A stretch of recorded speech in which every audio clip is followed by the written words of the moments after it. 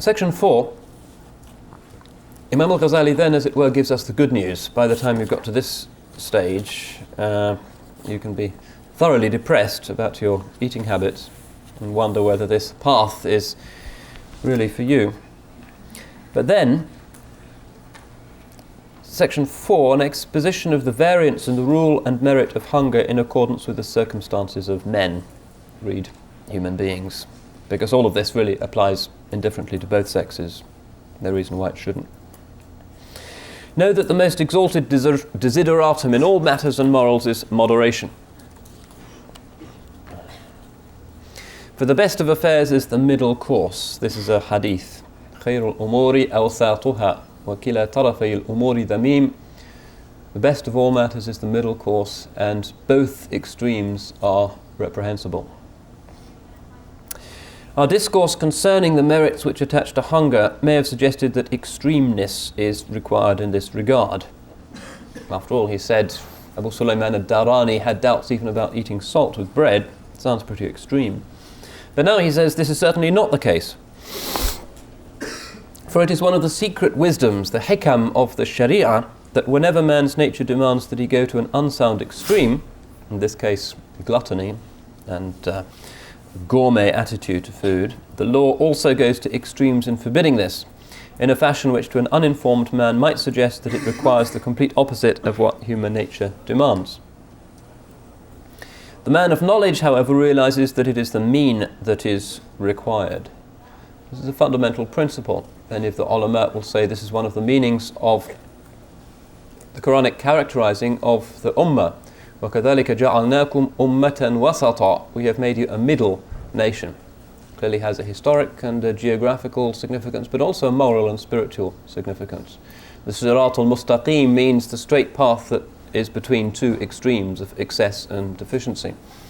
And if you've read the previous book in the Ihya, you'll see the Imam's very sophisticated analysis of how each virtue consists in finding a median position between two extremes. Courage, for instance, is the median point arrived at through sound conscience and intellection and reliance upon the Sharia between the vice of recklessness, throwing yourself unarmed into the arms of an enormous enemy, on the one hand, and on the other hand, cowardliness, which is no less a vice. And so it is also with the other virtues. For instance, the Quran itself indicates this, where it says, وَالَّذِينَ إِذَا أَنفَقُوا لَمْ يُسْرِفُوا وَلَمْ يَقْتُرُوا وَكَانَ بَيْنَ ذَلِكَ قَوَامًا. Those who, when they spend in sadaqah, are not extravagant, neither are they niggardly, and there is ever a middle way between the two. If you give everything you have in sadaqah to the poor, you can't support your own family, you can't support yourself, and this is not the sunnah. If you give too little to the poor, then you're guilty of the vice of bukhl or avarice. These are the people upon whom Allah will not look on the Yawm al-Qiyamah. So you find the middle way. This is fundamental to our understanding of how the religion's moral economy works. And it's another of the things that we tend to lose sight of, partly because of our reluctance to use our intelligence. Nowadays, we like extremes. We like everything to be black and white. But this is not the Sunnah, this is not the Quranic position. We are required to use our intellect and the Sharia in determining the middle way. Al-mu'min kayyisun fatin. The Muslim is intelligent and insightful. It's one of the definitions of the mu'min. He has these intellectual virtues. And it's very easy to be extreme. You can be a very stupid person and a very bad person, but a very good extremist. You can stamp around in the mosques pointing angrily to the length of people's trousers, and that's extremism, and you can be very stupid, and you may not even be praying yourself, but you can still do it. The middle way, knowing what is a legitimate reproach and what is not, that requires intelligence, and it requires a certain sense of conscience and sense of what is appropriate. And we've increasingly lost that. One reason why there's such an accusatory feel to modern Islam, because everybody thinks that Islam is about a scale of values culminating in an extreme. And I myself am the most extreme of everyone, and everybody has to conform to myself. I want to remake the world in my own image. This is not the Sunnah. Islam requires much more intelligence. It's much more difficult to be balanced and moderate and find the middle way, the Sirat al-Mustaqim, than it is to find an extreme. Anyway, so the Imam is saying this here with regard to the virtue of hunger. Let me say this again, for it is one of the secret wisdoms of the law that whenever man's nature demands that he go to an unsound extreme, the law, the Sharia, also goes to extremes in forbidding this in a fashion which to an uninformed man might suggest that it requires the complete opposite of what human nature demands.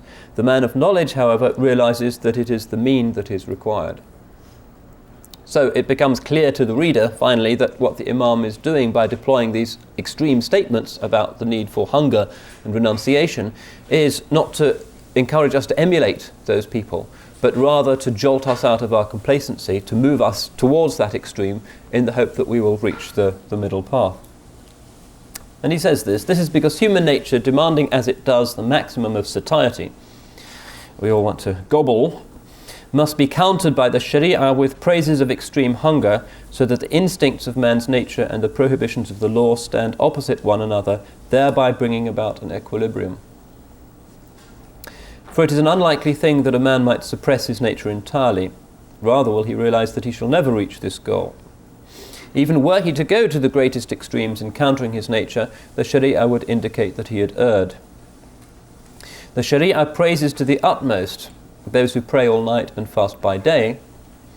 Yet when Rasulullah sallallahu alaihi wasallam learnt that someone was fasting every day and praying all night, he forbade him to continue. There's a sound hadith in which the Rasul alayhi salatu wasalam reproaches Abdal ibn Amr ibn al-As, and he says, Inna li jasadika alayka haqqan, your body has rights over you, your family have rights over you. And he forbade him from fasting every day and praying all night, every night. So it's the middle way that's required. However much the Sharia, the revealed text, may praise an apparent absolutist position.